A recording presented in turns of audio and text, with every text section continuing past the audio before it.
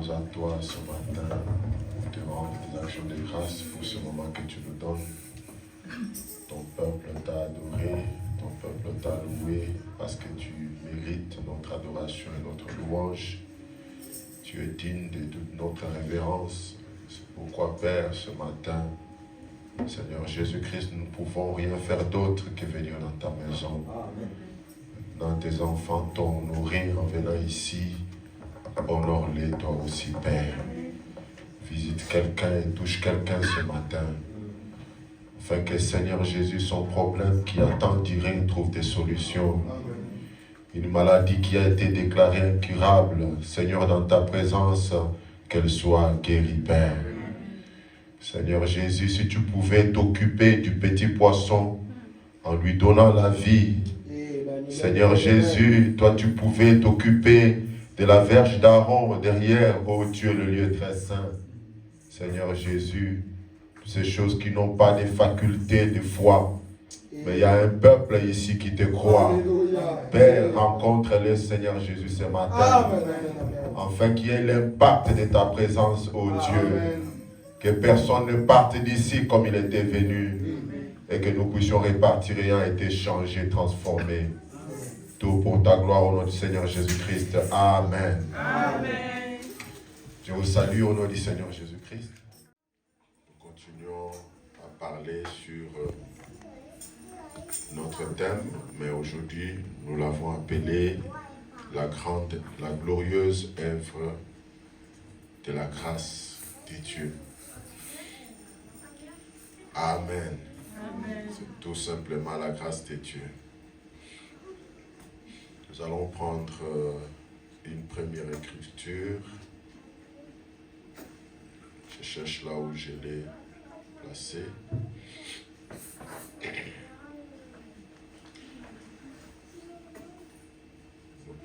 Nous allons lire dans 1 Thessaloniciens 4, le verset 7. Et puis, d'abord nous commençons par Romains 5. Romains 5, verset 1.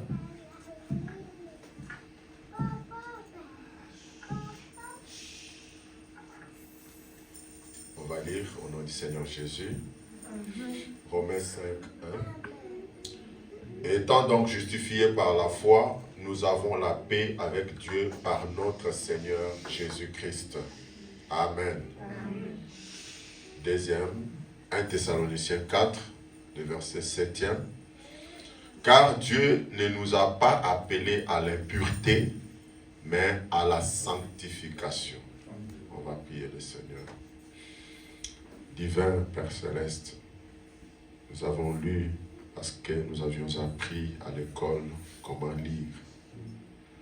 Mais celui qui en donne le contexte n'est que toi. C'est pourquoi nous venons remettre ces Écritures entre tes mains et nous remettre entièrement nous-mêmes, ô Dieu. Tu connais notre faiblesse. Seigneur Jésus, nous voulons que par notre faiblesse parfaite, que tu révèles ta force toute parfaite. Brise le pain de vie pour nous, tout pour ta gloire au nom du Seigneur Jésus-Christ. Amen. Amen. Merci, vous pouvez vous asseoir. Nous parlons de la glorieuse œuvre de la grâce de Dieu. Cette glorieuse œuvre de la grâce de Dieu se manifeste ou se montre en 3 étapes. Amen. Amen. Comme le dimanche passé, nous avions vu qu'il y a la justification, il y a la sanctification et il y a le baptême du Saint-Esprit. Amen. Jésus disait à un docteur de la loi qui s'appelait Nicodème. Vous connaissez la conversation qu'ils ont eue dans Jean 3, comme nous l'avions dit, lu le dimanche passé. Cet homme avait remarqué que Jésus avait quelque chose de particulier. Pourtant, c'est un homme qui avait grandi dans la foi ou dans la parole. Il connaissait la loi de Moïse, ce qui était la parole. Il connaissait les Écritures. Il était un enseignant des Écritures. Mais lorsqu'il va rencontrer Jésus, il lui pose la question, que dois-je faire Amen. Amen. Il dit, que dois-je faire pour hériter le royaume des cieux? Donc, être membre de l'Église ne te donne pas automatiquement l'accès à la vie éternelle. Amen. Parce que si c'était le cas, Nicodème ne poserait pas cette question. La Bible dit, il y a un homme d'entre les pharisiens nommé Nicodème, un chef des Juifs, qui vint lui auprès de Jésus de nuit, lui dit, Rabbi, nous savons que tu es un docteur venu de Dieu, car personne ne peut faire ces miracles que tu fais si Dieu n'est avec lui. Jésus lui répondit, en vérité, je te l'ai dit, si un homme n'est né de nouveau, il ne peut voir le royaume de Dieu. Amen. Toute personne qui veut aller au ciel doit passer par la nouvelle naissance. Toute personne qui veut voir le royaume de Dieu, il doit passer par la nouvelle naissance. Amen. Et laissez-moi vous rafraîchir la mémoire pour ceux qui connaissent. S'il y a des personnes qui ne connaissent pas, Frère Branham raconte l'histoire. Une histoire qui était le rêve que sa mère avait eu. Il en parle c'est le lever du soleil, prêché le 18 avril 64. 232 jusqu'à 239, je vais lire en sautant. Il dit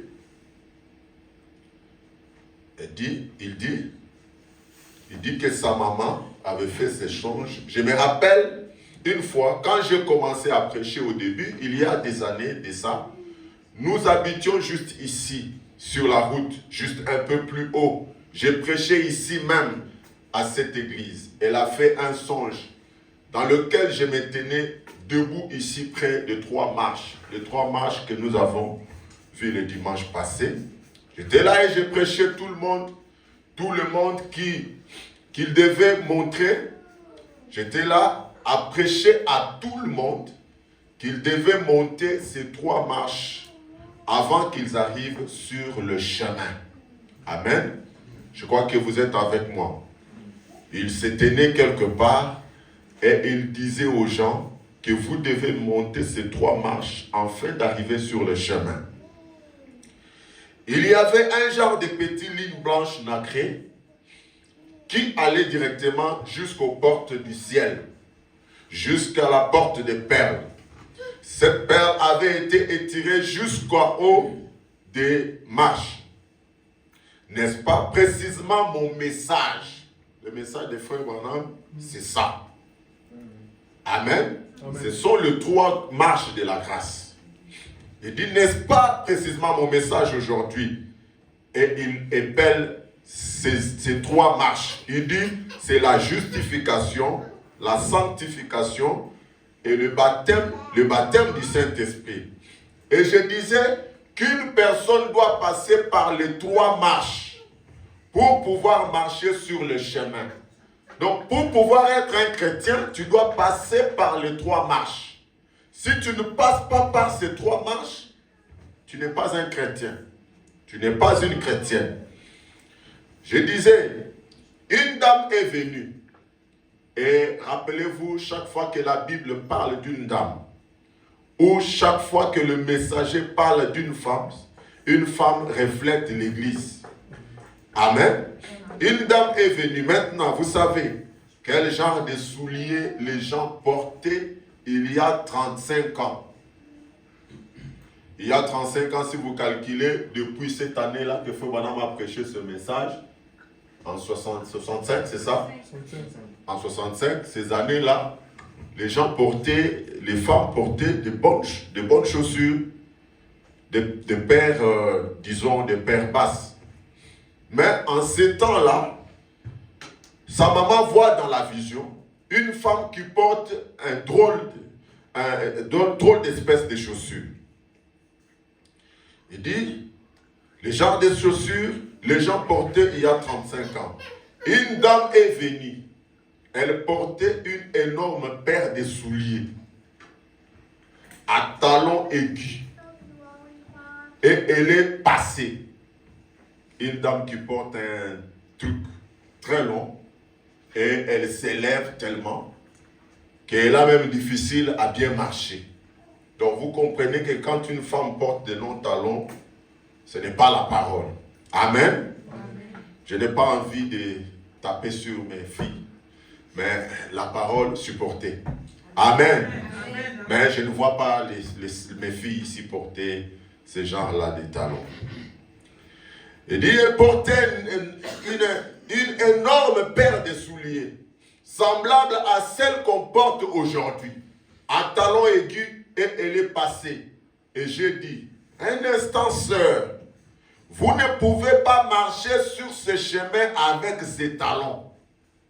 Amen. Est-ce que vous vous rappelez que lorsque Moïse était au buisson ardent, Dieu lui a exigé d'enlever ses souliers parce qu'il se tenait dans un lieu saint. Amen. Et aujourd'hui, Dieu exige aux femmes de ne pas monter, de marcher sur ce chemin avec des talons aigus. Amen. Vous ne pouvez pas marcher sur ce chemin avec ça. Et frère Madame donne la signification. Vous savez dans la parole ce que signifie les hauts talons ou les chaussures. Il dit c'est l'orgueil tout simplement. Imaginez une jeune fille quand elle porte les hauts talons. C'est par orgueil. Parce que quand elle prend de l'âge, elle atteint déjà 40, 50 ans, elle ne peut plus supporter ces hauts talons. Amen. Elle ne peut plus supporter ça. Et elle est maintenant obligée de rester humble et de porter des histoires de paires basses. Et Dieu ne veut pas que ceux qui le suivent viennent avec orgueil. Amen. Un instant, vous ne pouvez pas marcher sur ce chemin avec ça. J'ai dit, vous ne pouvez pas faire ça. Amen. Elle a dit, elle s'est retournée vers les autres femmes. Elle leur a dit, ne le croyez pas. N'est-ce pas? Ne le croyez pas. Et qu'est-ce qu'elle a fait? Je vais vous montrer que je peux être justifié. C'est un songe qui a des symboles, mais qui a des significations dans les spirituels. Je peux vous montrer que moi, je peux être un bon chrétien ou une bonne chrétienne sans passer par la nouvelle naissance. C'est ce qu'elle dit. Elle dit, je peux vous montrer que je peux marcher sans être justifié, sans être sanctifié, sans être rempli du Saint-Esprit. Et quand même, je vais être un frère ou une sœur du message. Quand même marcher comme ça. Je l'ai simplement laissé. Si vous venez à l'église, juste pour cacher votre bassesse, ou juste pour qu'on dise que vous avez aussi un endroit où vous allez pour communier, ou pour qu'on dise que non, après, lui, il est dans les messages. On ne va pas vous forcer. Quand nous disons que vous devez naître de nouveau et que vous ne voulez pas, on ne va pas forcer. On ne va pas vous forcer. Comme frère Madame l'a dit, je l'ai simplement laissé. Je ne pouvais rien faire de plus. Je ne pouvais pas l'arrêter. Elle s'est précipitée sur le chemin. Elle s'est retournée pour regarder la sœur. Elle a dit, tu vois, je t'avais dit. Elle a commencé à courir sur le chemin. Elle a commencé à monter ce chemin en courant à toute vitesse. Et au bout d'un moment, la route redevenait de plus en plus étroite. Amen. Amen. Je crois que vous gardez très bien cette image sur vous. La route devient de plus en plus étroite. Elle a commencé à vaciller. Amen. Parce que tu peux penser que non, c'est bon. Mais quand les épreuves vont venir, quand des choses vont commencer à secouer, quand le vent va commencer à souffler, quand tu vas voir des pasteurs abandonner le message, si tu n'étais pas né de nouveau, amen, ça va t'emporter. Amen. Amen. Est-ce que vous ne savez pas qu'il y a des pasteurs qui ont fait des vidéos et non, ils ont abandonné le message? C'est parce qu'avant tout, ils ne sont pas passés par ces 3 marches. Amen. Ils n'ont pas reçu le baptême du Saint-Esprit. Et quand vous faites ça, vous allez plus loin, le chemin devient de plus en plus étroit. Mais qu'est-ce qui a soutenu le prophète? Lorsque le chemin était devenu plus étroit, on pouvait lui dire, nous t'avons vu prêcher avec onction, avec ferveur. Nous t'avons vu servir Dieu. Maintenant que ta femme est morte, ta fille est morte, ton père est mort, ton frère est mort, ta belle-sœur est morte, tu as connu toutes ces difficultés. Quoi? Le chemin est devenu de plus en plus étroit. Continueras-tu à dire que Dieu guérit? Vas-tu continuer à les servir comme avant? On lui a posé la question, tiens-tu toujours à ta religion? Il dit non, ce n'est pas moi qui tiens ma religion, mais c'est ma religion qui me tient. Amen. Amen. Donc quand vous êtes arrivé, vous avez traversé les 3 marches. Vous êtes arrivé à ces 3 étapes. Pour maintenant vous engager sur le chemin vers le ciel. Vous êtes passé par la justification, la sanctification, le baptême du Saint-Esprit. C'est alors que vous pouvez dire que vous êtes chrétien. Et en ce moment-là, ce n'est plus vous qui vivez. Comme Paul dit, ce n'est plus moi qui vis, mais c'est Christ qui vit en moi. Amen. Nous devons en arriver là, mes amis. Ou sinon, c'est tout simplement de l'hypocrisie. Ou sinon, nous sommes totalement, exactement comme les pharisiens d'autrefois. Or, le pharisien, ça signifie quoi? À terre, tout simplement. Être pharisien, c'est être un acteur. Et un acteur n'est pas, c'est une personnalité d'emprunt. Tu as juste pris ça pour jouer un rôle. Or, le christianisme, c'est l'authenticité. Amen. Tu dois être authentique. Quand on parle de la nouvelle naissance, c'est quelque chose que tu vis, que tu as vécu toi-même. La route est devenue de plus en plus étroite. Elle a commencé à vaciller en allant à petits pas, comme ça. Et là, voilà qu'il quitte les chemins. Maman a dit, les cris les plus horribles que j'ai jamais entendus de ma vie, c'était ceux de cette femme. Alors qu'elle tombait dans les flammes et dans la fumée. Où est-ce que se trouvent les flammes et la fumée? C'est en enfer, n'est-ce pas? Oui. Qu'elle descendait comme ça. Elle a dit que je suis retourné et j'ai dit, vous voyez, Frère Branham, dans ses songes, s'est retourné vers les gens à qui cette femme s'adressait pour leur dire, moi je peux m'engager sur la voie ou le chemin sans passer par la justification, la sanctification et le baptême du Saint-Esprit, je peux quand même avancer. Frère Branham se retourne pour dire à ces gens-là, vous voyez, comme ce matin, je vous ai donné les exemples des grands hommes de Dieu, entre guillemets. Moi, j'avais 12 ans, j'ai assisté à une campagne d'évangélisation d'un grand prédicateur qui aujourd'hui a fait des vidéos pour dire aux gens que le message ici, c'est faux. Et il est parti. Et c'est la mondanité et c'est n'importe quoi qui s'est fait. Les cris horribles que cette femme a subis, c'est ça la récompense qui attend ces personnes qui sont au sein de l'église et ne veulent pas passer par cette expérience de la nouvelle naissance. Frère Branham me dit qu'elle avait obéi à tout sauf à une parole. Vous voyez? À tout sauf à une parole. Quand on dit venez à l'église à temps, 30 minutes avant, vous venez. Ne faites pas ceci, vous faites. Mais vous manquez de passer par les 3 étapes. Vous payez vos dîmes, vous payez vos offrandes, vous venez à temps à l'église, vous ne volez pas, vous ne faites pas ceci, parce que vous pouvez abandonner tous les péchés du monde. Mais si vous ne traversez pas par ces 3 marches, vous n'irez jamais au ciel. Il a obéi à tout sauf à une parole, voyez-vous. À tout sauf à une parole, c'est sûr.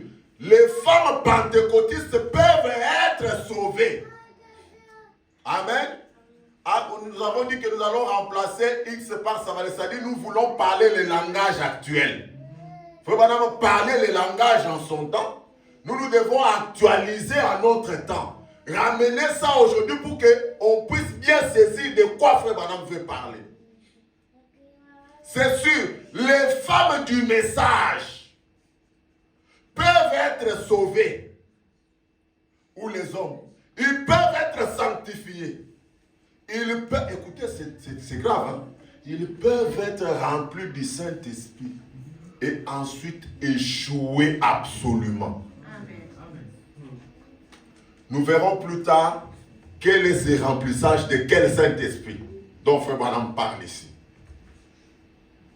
Parce que nous aussi, nous parlons ici de la justification, sanctification et du baptême du Saint-Esprit. Mais où est-ce qu'il y a la différence? Amen. On va y arriver. Dans la révélation de Jésus-Christ, Frère Branham dit, vous avez tout là-bas, donc je n'ai pas besoin de répéter des dates. Le paragraphe 371. Merci. Or, vous pouvez être sauvé sans être sanctifié. Sauvé là, ça veut dire, quand on a fait l'appel à l'autel, vous avez répondu. Vous avez dit, non, moi je crois le message. Mais sans être sanctifié. Vous êtes même allé jusqu'au baptême d'eau. Mais sans être sanctifié. Vous pouvez être sanctifié comme qui? Comme Judas. Judas a été justifié parce qu'il avait reçu le baptême d'eau. Judas a été même sanctifié. Amen. Vous pouvez être sanctifié et ne pas avoir le Saint-Esprit. C'est vrai, c'est un esprit sanctifié sans être rempli. Vous sanctifiez votre cœur, purifiez votre cœur sans être rempli de quelque chose. Je voudrais que vous puissiez comprendre que lorsque vous vous engagez sur cette voie, lorsque vous vous engagez à prendre ces 3 marches pour aller sur le chemin qui mène vers la porte de perles, vous devez entamer toutes les étapes. Quand vous êtes justifié, vous êtes aussi sanctifié. Vous devez être baptisé du Saint-Esprit. Et le véritable baptême du Saint-Esprit, c'est Jésus qui vient habiter en vous. Amen. Tant que Jésus n'est pas arrivé à habiter en vous, en ce moment-là, vous êtes juste sanctifié, justifié, sanctifié, et il y a un vide au-dedans de vous. Frère dit, tant qu'il y a ce vide, il dit, c'est ce que Jésus a dit, lorsque l'esprit est sorti d'un homme, il va dans le lieu aride, et il revient, trouve sa maison tout ornée et il entre. Parce que la maison, quand elle est sanctifiée, elle est ornée. Les souillures sont parties. Mais il ne faut pas que ça traîne, qu'il y ait un vide dedans. Il faut que ce vide soit comblé. Il faut que ce vide soit rempli. Il faut que quelqu'un occupe cette maison-là. Peut-être ici, comme nous, on ne connaît pas la langue, on ne connaît pas ce qui se passe. Mais quand vous parlez en français, ou en France de l'autre côté, en Belgique ou ailleurs, on appelle des squatteurs.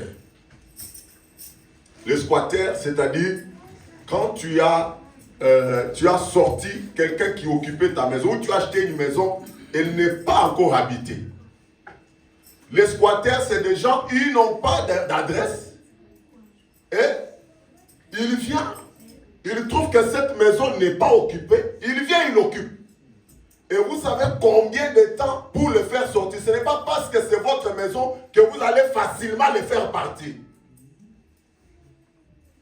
Il y a des bien-aimés qui viennent du Rwanda ici. Des Rwandais. Il n'y en a pas. Je n'ai rien contre les Rwandais. Je donne un exemple simple.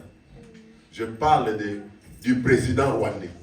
Est-ce que vous avez vu combien de signatures il a signé? C'est un squatter. Il est venu, il est entré. Ça fait 30 ans qu'on dit qu'il fait des magouilles, il vole, il pille, il doit partir. Il ne veut pas partir. C'est exactement ça. Quand le diable est parti et qu'il revient, il trouve que cette adresse-là, il n'y a pas quelqu'un qui occupe. Il va chercher cet autre démon plus pire que lui, ils viennent. Et ils vont squatter la maison. Amen. Donc quand on s'est engagé sur cette voie, on doit y aller de tout son cœur, de toute son âme, de tout son être, de toute sa personne.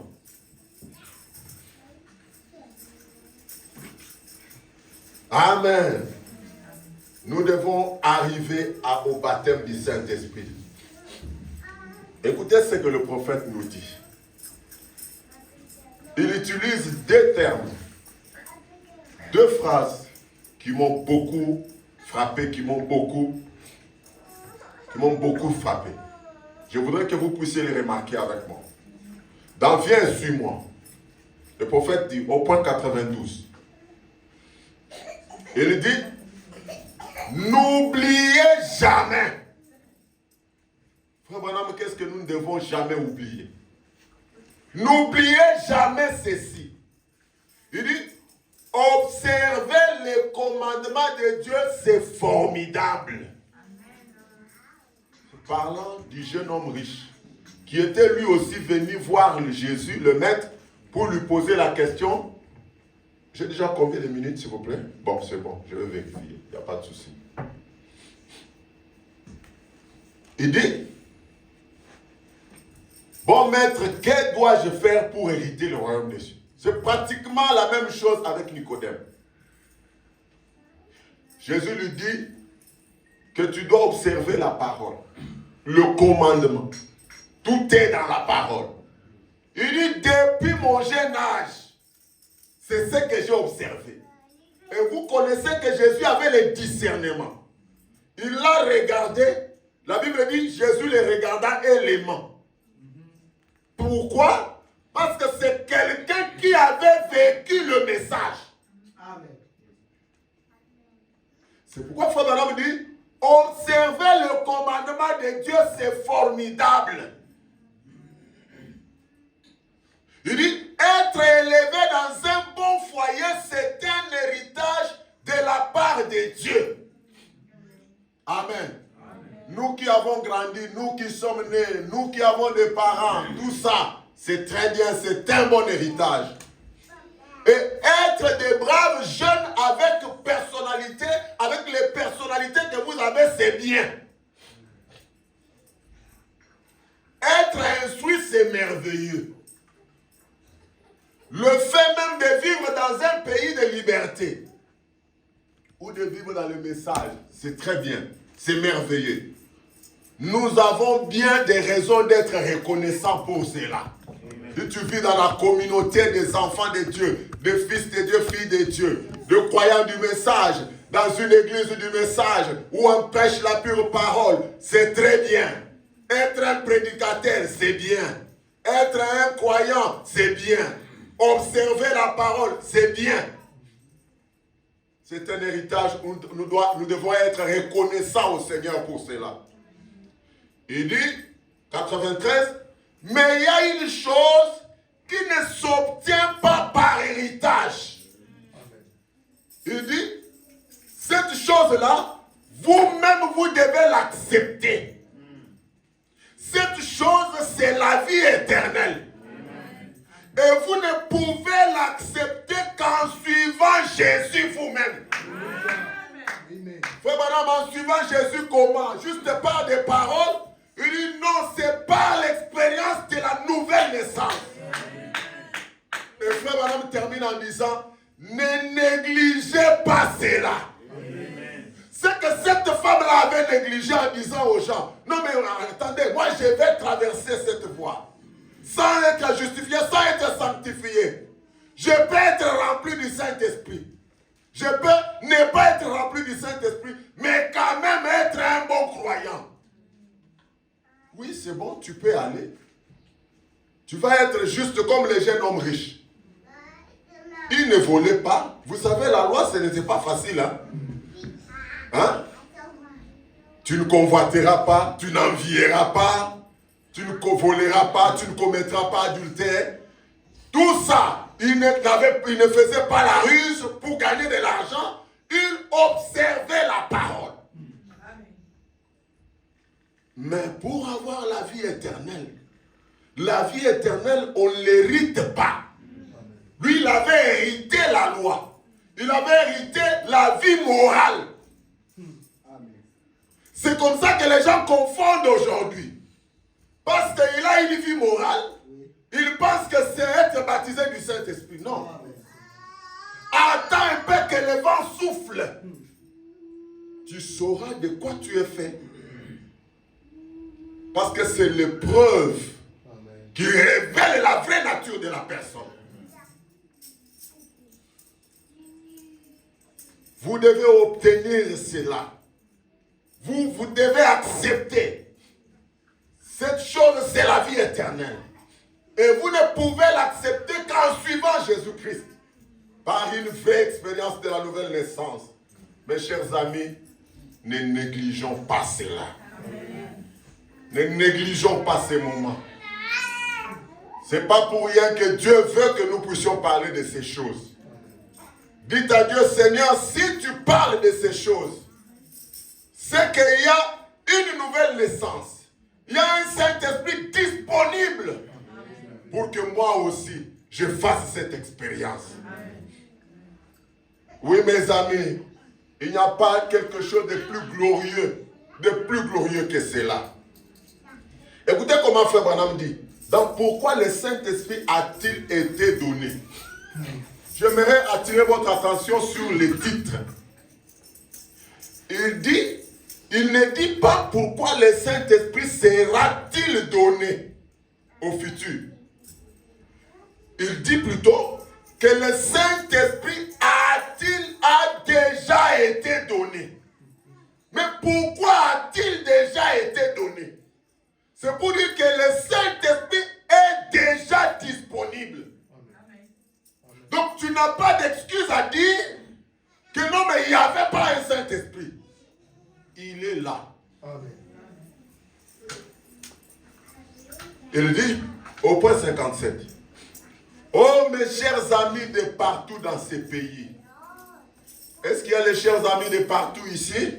Amen. Et dans cette ville, cette petite ville, si seulement avec ma voix humaine, je pouvais placer dans votre cœur l'importance de recevoir le baptême du Saint-Esprit, ce serait la plus glorieuse révélation que vous ayez jamais eue de votre vie.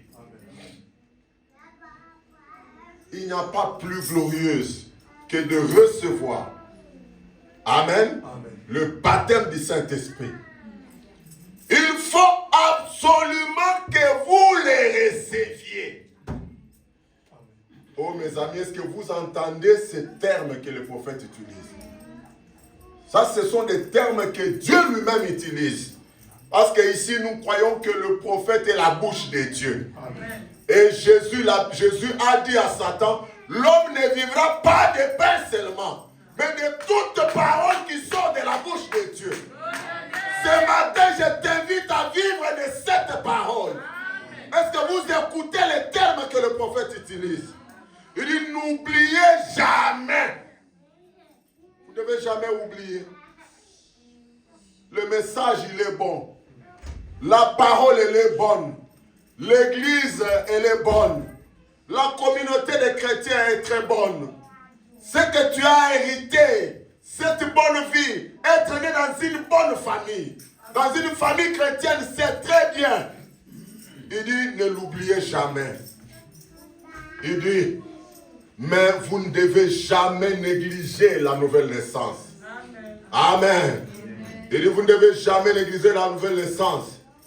Ici, il a dit que c'est la plus glorieuse des révélations que vous puissiez avoir. Et il dit, il faut absolument que vous le receviez.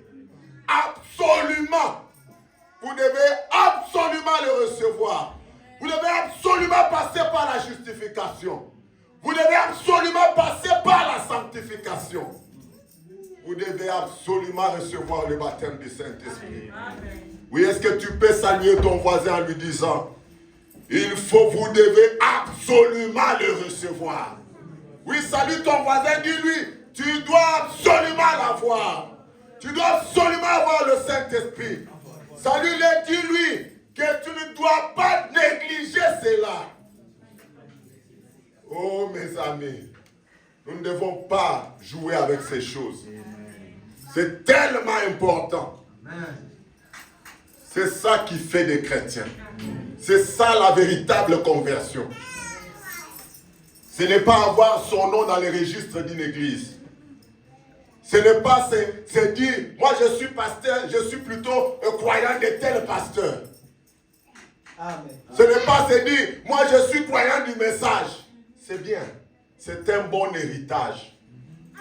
Dieu t'a fait la grâce d'avoir un mari croyant du message. Dieu t'a fait la grâce d'avoir une femme croyante du message. Dieu t'a fait la grâce d'avoir des parents croyants du message. C'est un bon héritage. Il ne faut pas négliger cela. Mais nous devons rencontrer Jésus. Amen. Nous devons nous-mêmes les suivre. C'est en ce moment-là qu'on dira que ce n'est pas seulement le Dieu de mon Père, mais c'est aussi mon Dieu. Oui, mes amis. C'est mon propre Dieu. Le Dieu de mes expériences. Le Dieu que moi-même j'ai rencontré. Oui, mes amis, nous devons en arriver là. Sinon, autre chose, c'est de l'hypocrisie. C'est de l'hypocrisie. On est juste un chrétien, juste de lèvres. Juste des lèvres de confession. Frère Branham parle d'un chrétien tout court et un authentique chrétien. Il dit que c'est différent. Pourquoi? Parce qu'ils sont différents depuis l'intérieur. Amen. Amen. Il donne l'exemple. Il faut vraiment faire un petit dessin.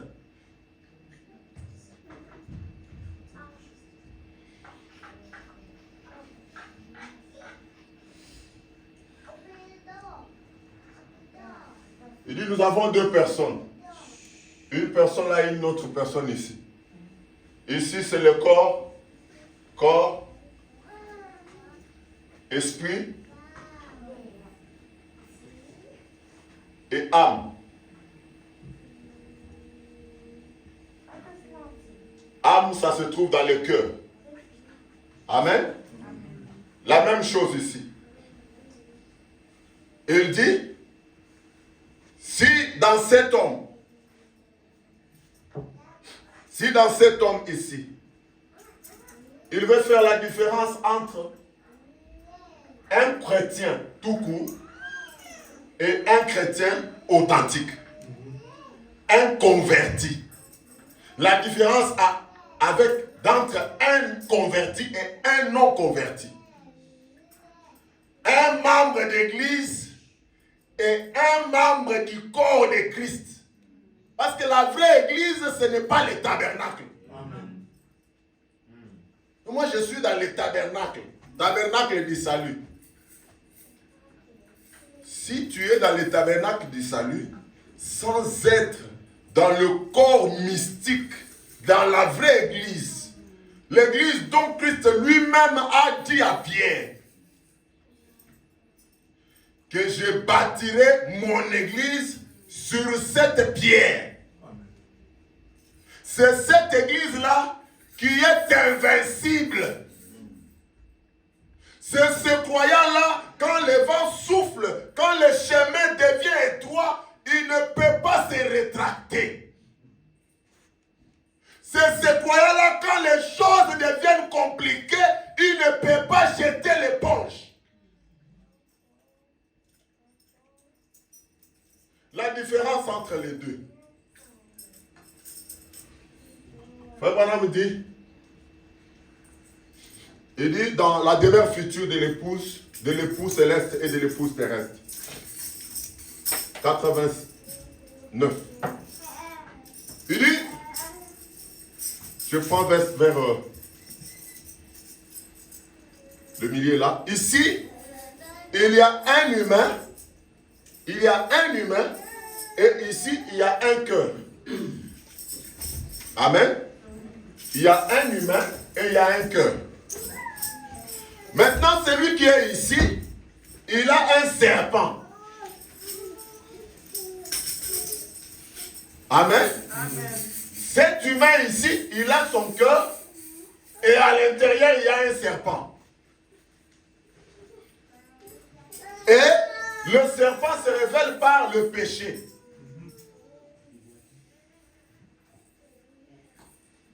Et le péché véritable, ce n'est pas voler, fumer, commettre adultère et tout ça. C'est l'incrédulité à la parole de Dieu.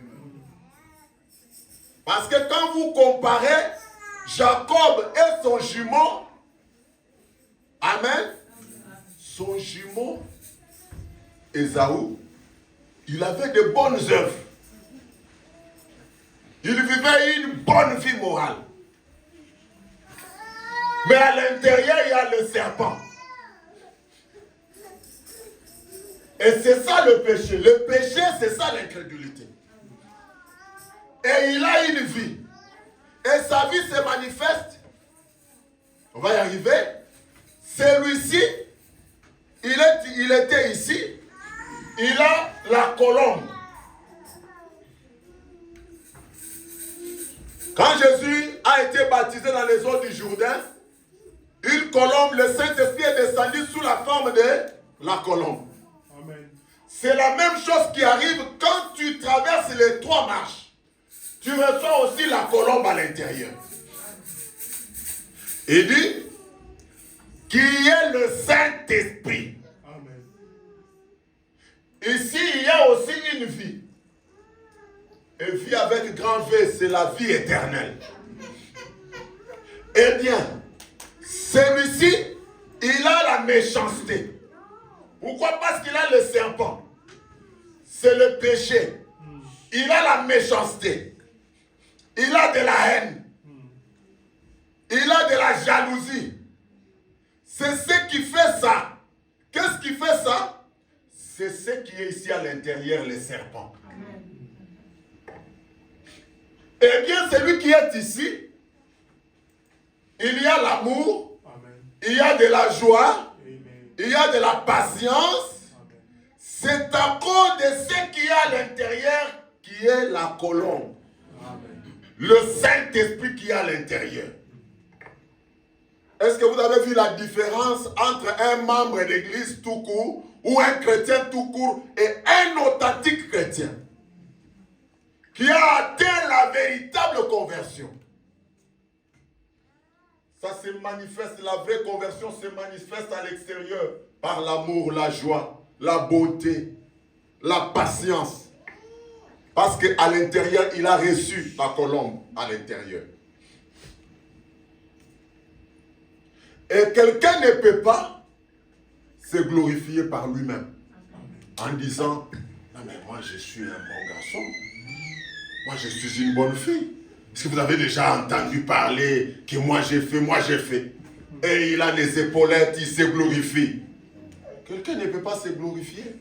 Moi je suis un pasteur, est-ce que vous avez déjà entendu parler que moi j'ai fait? Nous avons dit que c'est tout simplement la grâce de Dieu. Amen. Et pour cela, dans Hébreux chapitre 6, deuxième partie, le paragraphe 87, Frère Branham dit, la grâce, c'est ce que Dieu a fait pour moi. Amen. C'est ce que Dieu fait pour toi. C'est ça la grâce. Et les œuvres, c'est ce que moi je fais pour Dieu. Dieu te fait la grâce de croire ce message. Dieu te fait la grâce de t'appeler à cette parole. en retour, c'est toi qui fais des œuvres pour être reconnaissant à cette grâce. Et il dit, vous allez bien comprendre. Maintenant, on en fait une doctrine. Les gens en font une doctrine. En pensant qu'on a des mérites par les œuvres. Si nous vivons correctement, au milieu de nous, on n'a jamais entendu parler des insanités. Et vous pensez que c'est pour vous, c'est vous-même? Non. Il dit, vous n'avez pas de mérite. Il dit, si c'est le cas, ce n'est pas un don gratuit. Parce que ce que Dieu fait, c'est un don. Et un don est reçu par la grâce. Nous ne l'avons pas mérité. Il dit, la grâce, c'est ce que Dieu a fait pour nous. C'est par grâce que vous êtes sauvés. Amen. Et les œuvres, c'est ce que vous faites en reconnaissance de la grâce qu'il vous a faite. Vous trouvez que Dieu m'a pris où j'étais. Moi, je ne connaissais pas ce message. Dieu m'a appelé à cette parole. Il a autant fait pour moi. Il a donné sa vie à la croix pour moi. Qu'est-ce que je peux lui donner en retour? Je vais m'abstenir de certaines choses. Mais quand les gens apprendront ça, que vont-ils dire? J'ai amené la honte à la parole. C'est une reconnaissance envers Dieu. Amen. C'est une reconnaissance envers la grâce de Dieu. Si vous l'aimez, vous aimeriez faire les œuvres du Seigneur. Il dit certainement parce qu'alors, vous l'aimez réellement. Vous l'aimez, mes amis. Et nous avons lu dans Romains 5, la Bible dit, étant donc donné, étant donc justifié par la foi, nous avons la paix avec Dieu par notre Seigneur Jésus-Christ. Nous devons faire la paix avec Dieu. C'est cela par la justification. Frère Branham dit dans l'enlèvement, au point 161. Et notez que l'épouse n'est pas seulement lavée, pardonnée, mais elle est aussi justifiée. Voyez-vous? Avez-vous déjà essayé de voir ce que le mot justifié veut dire? Il donne l'exemple. Si Frère Green apprenait que je buvais et que je faisais de vilaines choses et qu'ensuite il découvre que je ne les avais pas faites, est-ce qu'on est ensemble? Il donne l'exemple. Si quelqu'un ici apprenait que je faisais de vilaines choses, que je buvais, il n'est pas permis qu'un chrétien boive.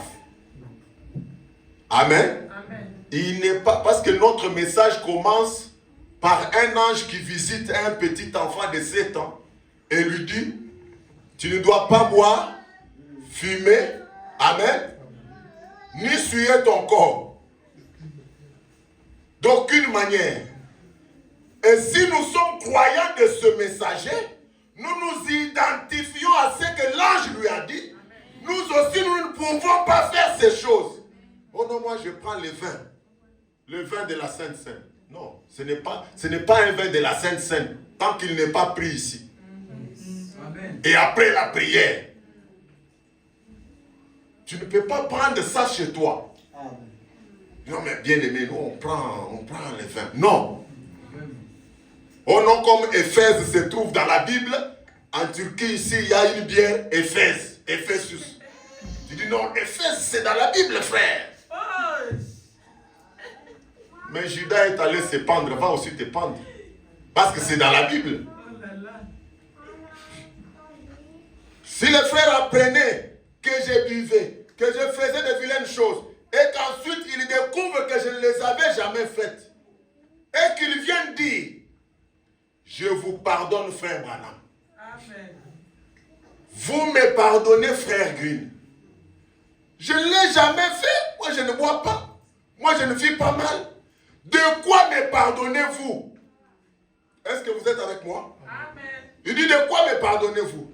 Voyez? Mais je suis coupable. Mais si je suis coupable, alors je peux être pardonné. Le pardon est accordé à la personne qui est coupable. Mais si quelqu'un n'est pas coupable, il n'y a pas de pardon à lui accorder parce qu'il n'a pas fait quelque chose de mal. Il dit, quand je suis coupable, alors je peux être pardonné. Mais je ne suis pas encore justifié. Ça, c'est pour nous les humains. Si je peux être pardonné par mon frère, parce qu'il m'a vu faire de vilaines choses, il m'a vu boire, il me dit, frère Moïse, je te pardonne. Oui, il m'a pardonné, parce que je suis coupable de ces choses. Mais s'il m'a pardonné, il ne m'a pas justifié. Pourquoi? Parce qu'il se rappelle que j'avais bu réellement. Est-ce qu'on est là ensemble? Il dit, parce que je l'ai quand même fait. Mais le mot justifié, le mot justifié signifie comme si vous ne l'avez jamais fait du tout. Justifié. Alors, le sang de Jésus-Christ nous purifie si bien de nos péchés qu'ils sont mis dans le livre de l'oubli de Dieu. C'est ça la justification. Lorsqu'on est justifié, Dieu oublie cela. C'est jeter loin de la mémoire de Dieu. C'est oublier de la mémoire de Dieu. Même si le diable vient dire, mais il avait fait, Dieu ne s'en souvient pas. C'est nous les hommes qui nous souvenons. Et les hommes peuvent pardonner, mais ne peuvent pas justifier. Il n'y a que Dieu qui justifie. Et sa justification, c'est au-delà du pardon. Amen. Amen. Il est le seul qui puisse le faire. Vous ne pouvez pas le faire. Nous ne pouvons pas le faire. Nous ne pouvons pas justifier. Il dit, nous pouvons pardonner, mais pas oublier. Amen. Amen. Je peux vous pardonner, mais je me souviendrai toujours que vous avez fait cette vilaine chose, ces vilaines choses.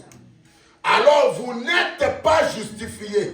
Vous êtes pardonné, mais aux yeux de Dieu, l'épouse est justifiée.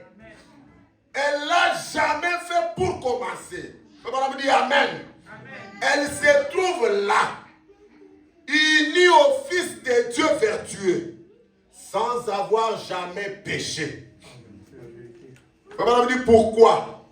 Elle était prédestinée. Elle fut prise au piège dans ceci. Dans la vie par la naissance, on n'est plus au piège dans le péché. Mais quand nous reconnaissons nos torts, quand nous nous repentons, quand nous regrettons notre mauvaise vie, quand nous venons à Dieu, Dieu nous pardonne et au-delà du pardon, il nous justifie. Amen. C'est la première marche, c'est la première étape de la grâce. Amen. Et Dieu oublie ce que nous avons fait. Depuis que tu étais dans le berceau, jusqu'au moment où tu reconnais tes fautes, Dieu a tout effacé. Amen. Amen.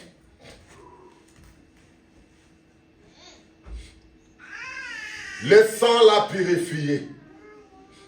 Amen. Il dit maintenant, quand elle a entendu la vérité et qu'elle s'est avancée, le sang l'a purifié. C'est déjà la deuxième étape. Vous êtes justifié, vous êtes pardonné, Dieu oublie vos péchés et vous entamez la deuxième marche, c'est la justification, la sanctification plutôt, par le sang de Jésus-Christ. Et l'épouse, où vous vous tenez là, vous devenez une épouse vertueuse. Voyez-vous, il n'y a aucun péché du tout sur vous. Amen. Écoutez ce que Paul dit aux Colossiens. Colossiens 2. Je commence par le verset 12. Ayant été enseveli avec lui par le baptême. C'est pourquoi nous avons dit qu'il est important d'aller aux eaux de baptême. Amen. Parce que les eaux de baptême, c'est le résultat d'une authentique repentance. Amen. Et lorsqu'on est dans les eaux de baptême, on ne prend pas l'eau pour vous asperger sur la tête. Comme chez les catholiques, au nom du Père, du Fils et du Saint-Esprit. Non. C'est un baptême d'ensevelissement. Amen. Le baptême, c'est un ensevelissement. On vous enterre dans l'eau.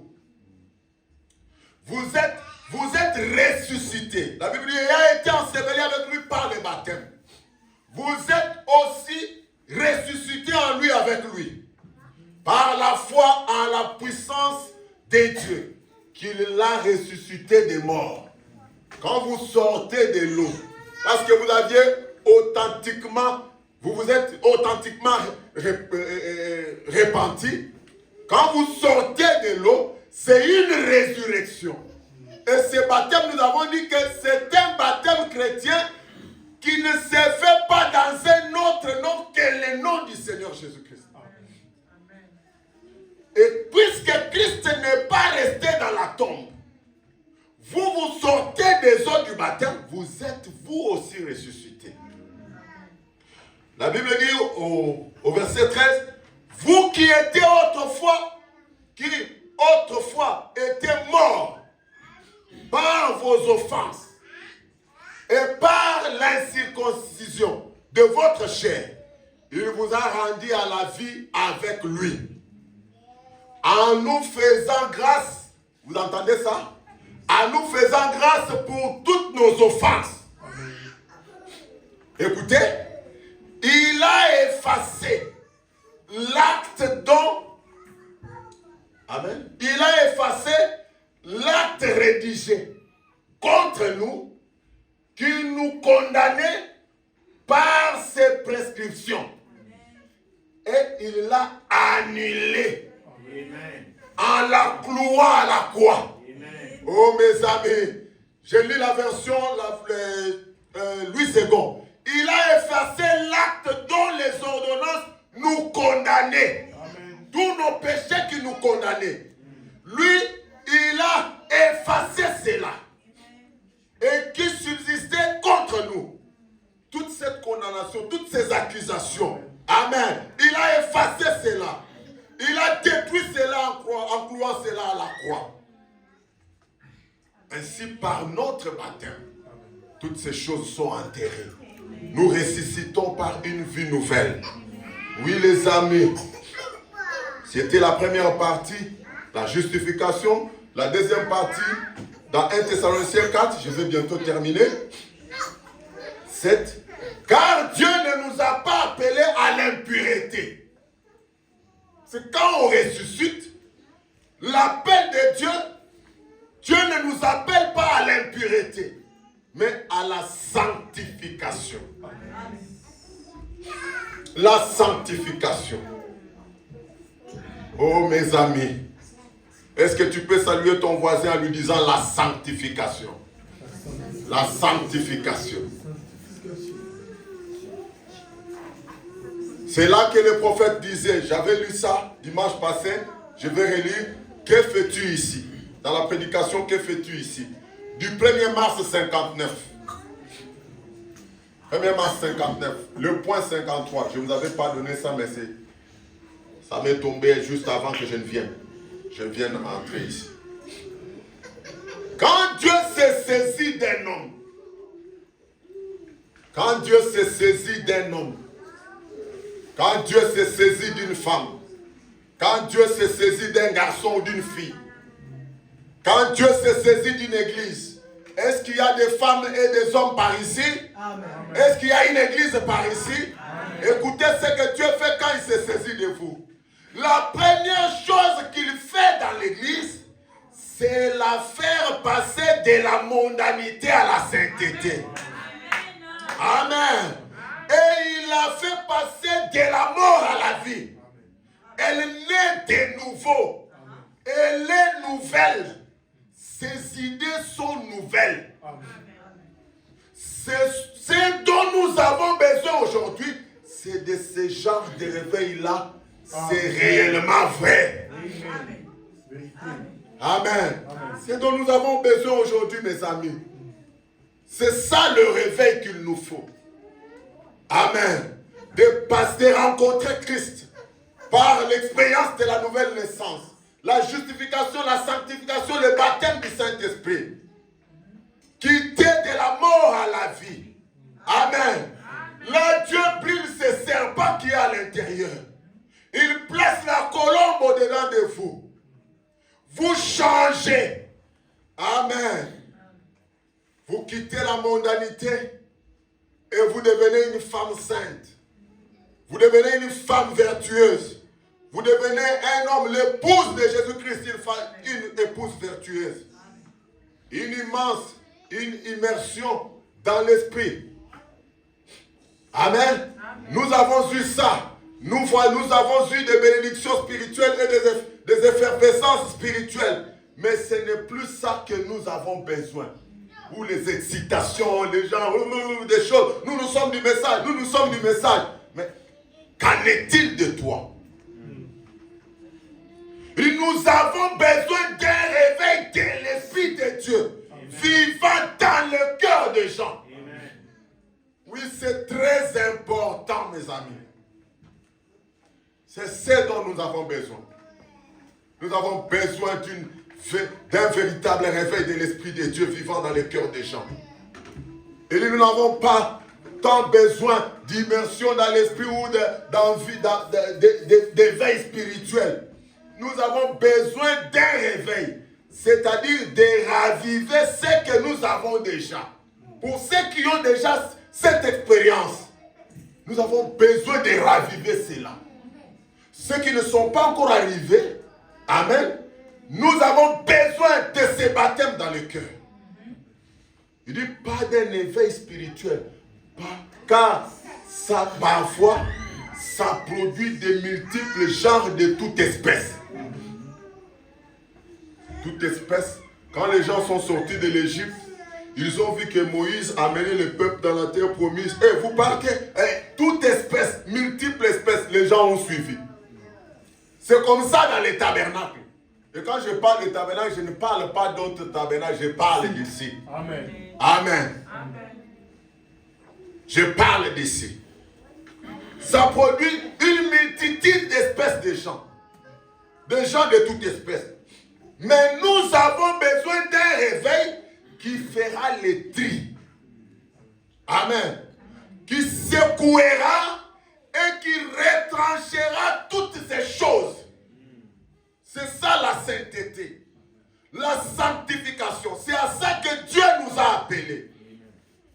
Nous avons besoin de ce réveil qui peut retrancher notre orgueil.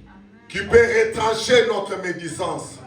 Qui peut retrancher toutes ces choses qui sont contraires à la parole de Dieu. Qui nous secoue véritablement. Amen. Et qui change nos désirs. Amen. Et il n'y a qu'après ça que Dieu puisse baptiser les gens du Saint-Esprit. Dans la demeure future de l'époux céleste, au point 92. Ensuite, ce qui vient après, c'est le baptême de feu et du Saint-Esprit pour que Dieu habite en vous. Et le feu de Dieu purifie nos cœurs du péché. Et met le Saint-Esprit à l'intérieur. C'est le fait qui brille le serpent. C'est le fait qui brille la médisance. C'est le fait qui brille cet homme méchant de l'intérieur. Et met le Saint-Esprit à l'intérieur, alors nous produisons la même vie que ceci produisait parce que c'est en nous. C'est alors que nous pouvons produire la même vie que les apôtres avaient produit. Lorsque le Saint-Esprit a habité en eux. Lorsque le Saint-Esprit habite en nous, nous allons reproduire la même chose. Et Frère Branham dit, Dieu est à la recherche. Amen, c'est cela la bonne nouvelle ce matin. Dieu est à la recherche des hommes et des femmes. Dieu est à la recherche d'une église. Dieu essaie de trouver quelqu'un qu'il peut amener, amen, à recevoir le baptême du Saint-Esprit. Dieu est à la recherche de cette personne. Non, salue ton voisin, dis-lui, Dieu est à la recherche d'un homme qu'il peut baptiser du Saint-Esprit. Dieu est à la recherche d'une femme qu'il peut baptiser du Saint-Esprit. Sortir du camp. Prêcher le 19 juillet 64. Au point 74. Le prophète dit donc, nous voyons qu'ensuite il est demeuré avec son prophète. Dieu demeure avec son prophète parce que le prophète reste dans la parole. Amen. Il est alors devenu un étranger pour les gens. Je bien peur que Dieu soit étranger pour nous ce matin. Car Dieu demeure uniquement dans sa parole pour la confirmer.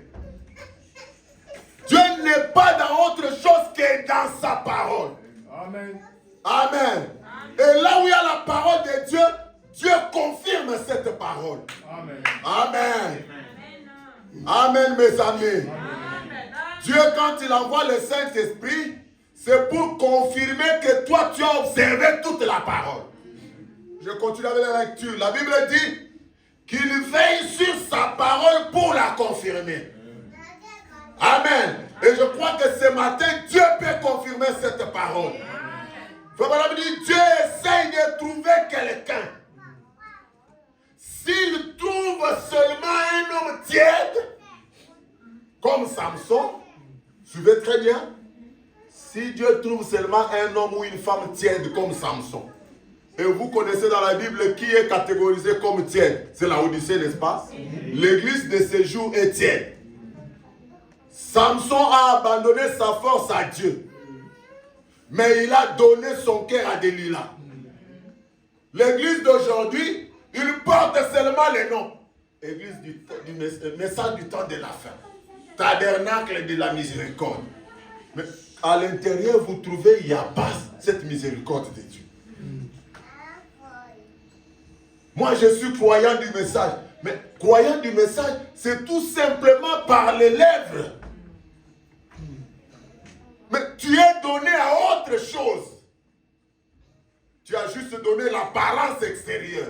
Mais ton cœur est dans le monde. Samson avait donné son cœur à une femme.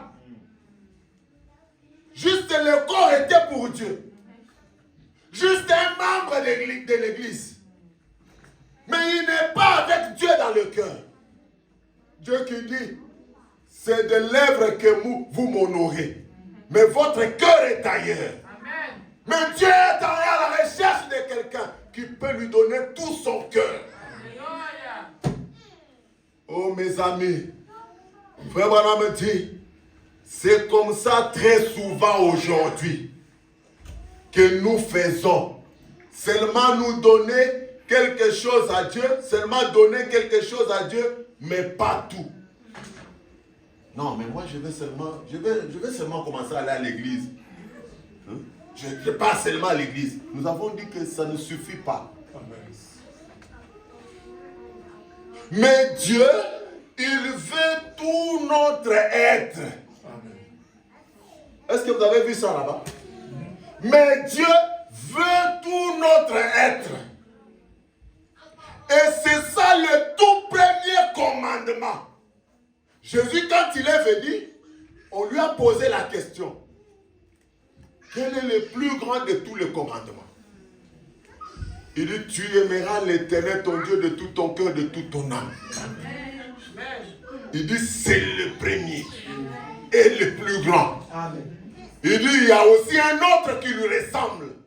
C'est que tu aimeras ton prochain comme toi-même. Écoutez la déclaration de Jésus. Il dit que c'est de ces deux commandements que dépendent toute la loi et tous les prophètes. Donc il n'y a pas de message si tu n'aimes pas Dieu de tout ton cœur. Il n'y a pas de message, il n'y a même pas de prophète si tu ne peux pas aimer Dieu de tout ton cœur. C'est là que le prophète dit, mais Dieu veut que nous lui donnons tout notre être. Oh mes amis, et je voudrais vous inviter ce matin afin que nous puissions lui donner, venir à Dieu avec tout notre cœur et venir être de tout cœur complètement livré à Dieu. Dans Dieu a une voie à laquelle il est pourvu.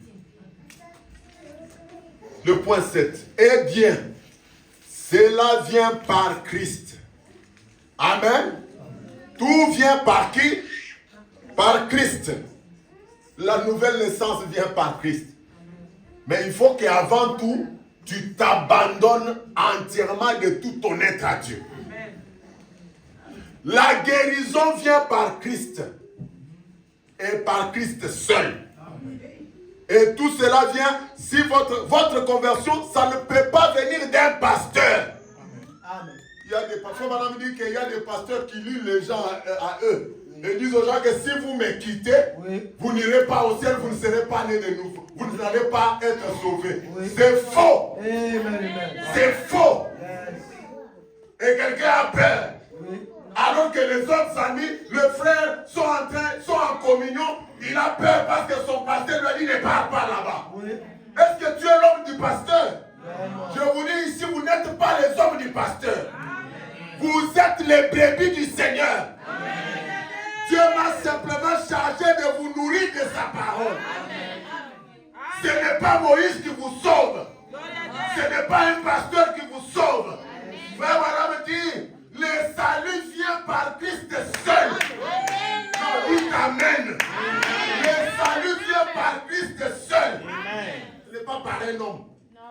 Amen.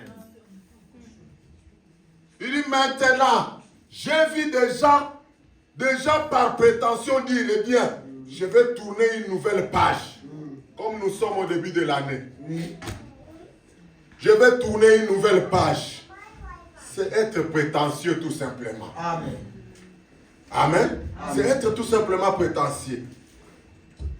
C'est une nouvelle année. Je vais essayer de faire un peu mieux cette année que l'année passée.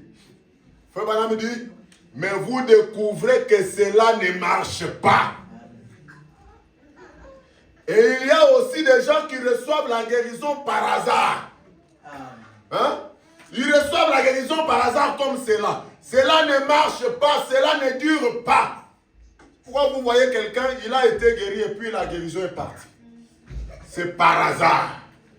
Il ne s'était pas donné à Dieu de tout son cœur. Amen. Et il peut simplement s'arrêter à être un bon membre d'église. Et dire que lui, il va juste tourner la page, il va essayer par ses efforts à lui seul. Ce n'est pas par des efforts. Amen. Ne sois pas prétentieux. Amen. Ce qu'il te faut, c'est de s'abandonner à Dieu. Amen. Or, Dieu veut des gens qui peuvent s'abandonner totalement. Il dit, cela ne marche pas. Cela ne dure pas. Mais quand un homme ou une femme vient à Christ avec un cœur complètement livré. Alléluia. Quand vous venez à Dieu avec un cœur complètement livré et qu'il croit au point que quelque chose change en lui de façon absolue, cette personne-là a la vie éternelle. Amen. Il dit que c'est pareil pour la guérison divine. Quand un homme vient à Christ croyant que le sang versé de Christ l'a été pour sa guérison. Est-ce que vous avez entendu le sang d'un pasteur ici? Non. C'est le sang de Christ. Amen. Ce n'est même pas le sang d'un homme. C'est le sang de Christ. Parce que le salut vient de Christ tout seul. Amen. C'est par ces maîtrisures que nous sommes guéris. Amen. Et qu'il accepte cela au point que quelque chose arrive dans son cœur. Qui dit, c'est vrai, je vais être rétabli. Frère, je vous assure, il n'y a aucun moyen du tout de l'empêcher de se rétablir. Amen. Il va se rétablir, c'est vrai. Amen. Si quelqu'un se décide ce matin de s'abandonner simplement à Dieu, amen, il aura réellement la vie éternelle. Amen. Vous n'avez pas à dire à quelqu'un de cesser de pécher. Même si je viens ici, je vous dis, non, arrêtez d'escroquer. arrêtez de faire ceci, arrêtez de voler, arrêtez de mentir, arrêtez de commettre adultère, arrêtez de faire ça, arrêtez. Il dit, vous n'avez pas à dire à quelqu'un de cesser de pécher après qu'il ait été né de nouveau. Amen. C'est une vie automatique. Parce que Dieu a remplacé les serpents. Il a brûlé les serpents. Il a brûlé les désirs qui étaient en lui. Amen. Il a placé la colombe en lui. Cette personne-là, vous n'allez pas lui dire d'arrêter de pécher. Lui-même, amen, il vit la parole. Il dit, cela s'arrête absolument de soi. La vie du péché va s'arrêter net. Amen. Parce que les désirs ont été changés. Dieu l'a enlevé de la mondanité à la sainteté. Dieu l'a ôté de la mort, il l'a amené à la vie. Cela s'arrête, le péché s'arrête tout de suite.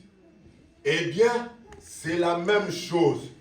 Vous ne dites pas aux gens, eh bien, continuez à tenir bon. Oh, on vous exhorte, oh mes frères, allez à l'église, allez à l'église. C'est parce que vous n'êtes pas encore né de nouveau. Si vous êtes né de nouveau, il n'y a aucun pasteur qui va vous retenir dans son enclos. Dénominationnel d'ailleurs. Oh mes amis, pour cela je vous félicite. Vous avez été là, vous avez tenu bon. Et Dieu vous a prouvé qu'il était avec vous. Amen. Quand je pouvais entendre ce témoignage, qu'une femme qui ne connaissait pas le message, mais juste en écoutant la parole ici, Dieu l'a délivré de sa maladie. Oh, quelle bénédiction. Mes amis, n'abandonnez jamais la voie de la parole. Vous venez, le pasteur soit là ou pas là, venez dans la maison de Dieu. Dieu pourvoira pour votre délivrance. Dieu pourvoira pour votre guérison. Dieu pourvoira pour vous faire traverser les difficultés et vous donner la victoire. Oui, mes amis, tout va s'arrêter. Le péché s'arrête. Eh bien, c'est la même chose. Vous ne dites pas aux gens, eh bien, continuez à tenir ferme. Après qu'il ait été guéri, quelque chose se passe en eux. Ce n'est pas à l'extérieur. Amen. Ce n'est pas de l'extérieur vers l'intérieur. Amen. Parce que si c'est de l'extérieur vers l'intérieur, c'est de l'hypocrisie. Amen. Mais c'est de l'intérieur vers l'extérieur. Cela se passe premièrement dans l'intérieur. Cela se passe premièrement dans le cœur. Vous croyez absolument cela. Et puis cela, et puis de là, de l'intérieur vers l'extérieur. Cela se met à agir. Et aussi, j'ai vu cela arriver instantanément, que cela produisait des miracles extraordinaires. Mes amis, ça faisait combien de temps que Moïse s'est senti en mesure d'aller vers l'invasion de l'Égypte? Ça suffit juste quelques 15 minutes. Hein? La conversation qu'il a eue avec Dieu au buisson ardent. Alors que Moïse était né pour délivrer le peuple. Mais avec juste la connaissance, il ne l'a pas pu. Il a fui, il est allé dans le désert. Impeureux. Il ne pouvait pas accomplir sa mission. Mais lorsqu'il a reçu le baptême du Saint-Esprit, c'était un autre personnage. Une personne totalement changée. Et les miracles sont venus par la suite. Mes amis, je vous exhorte ce matin que nous puissions nous abandonner à Dieu. Nous abandonner, livrer notre cœur totalement à Dieu. Nous devons nous abandonner complètement et totalement. Pour cela, je termine avec la force parfaite dans la faiblesse parfaite.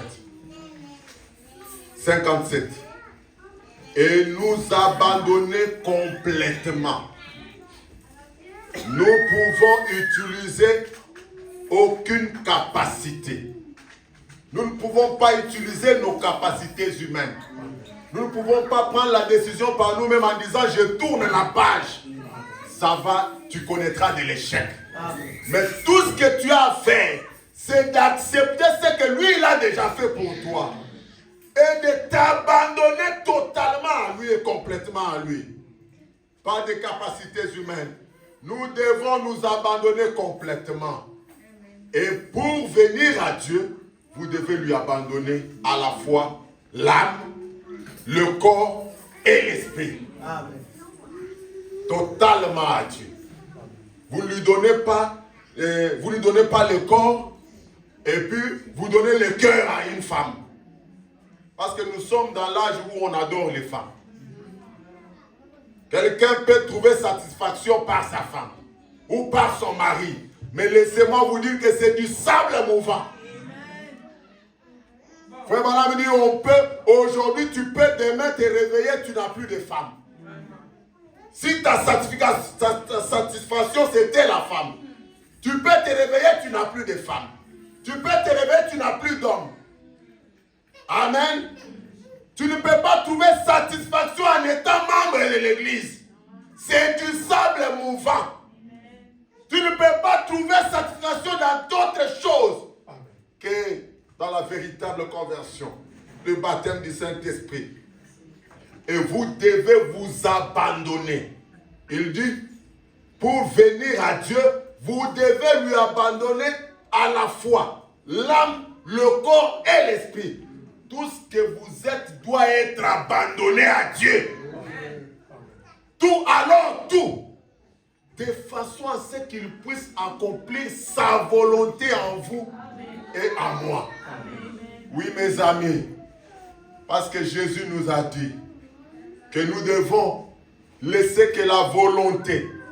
Il nous a dit, lorsque vous priez, dites, notre Père qui est aux cieux.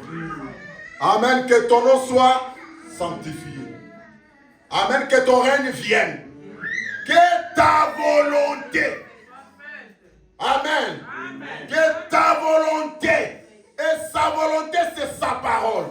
Sa volonté ce matin, c'est la nouvelle naissance. Sa volonté ce matin, c'est de traverser, mes amis, la glorieuse expérience de la grâce de Dieu. Amen. Tout ce que tu as, c'est de t'abandonner entièrement. Abandonner tout ce que tu as. Abandonner tout ce que tu es. Amen. Amen.